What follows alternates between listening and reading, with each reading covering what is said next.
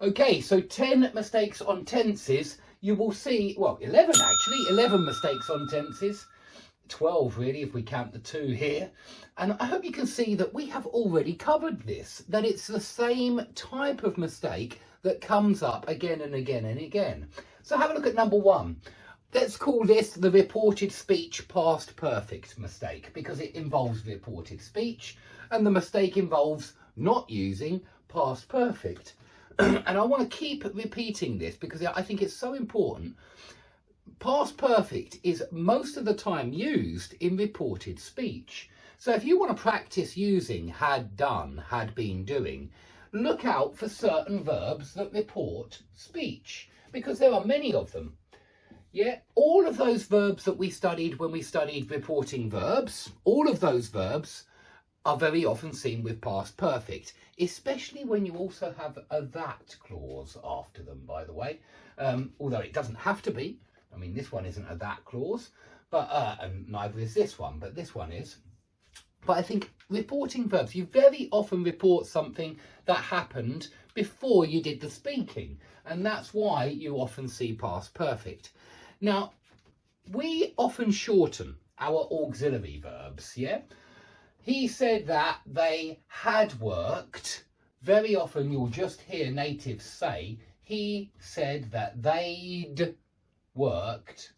Yeah, remember that in English we do shorten our auxiliary verbs, which means, well, this is why you might not even hear natives say past perfect sometimes, and it's because we shorten our auxiliary verbs. Same with present perfect.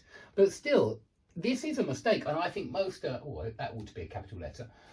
I think most natives can hear that the second one is certainly a mistake. He said that Carson didn't do everything that he wanted.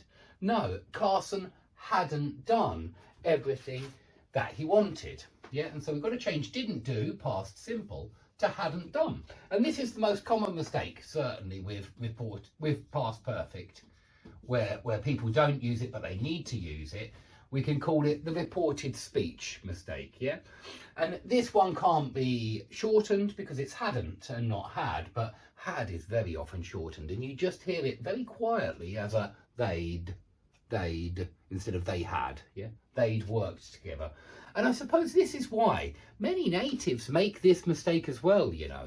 You know, many natives, when they're speaking quickly, will just say worked and not they'd work. But it's because the auxiliary verb is so quiet and it's kind of disappearing, I suppose, over time, that yeah, natives will sometimes make this mistake too. So you're not alone, you'll be pleased to know. And if you've made this mistake before, don't worry, we all have, I promise, me too.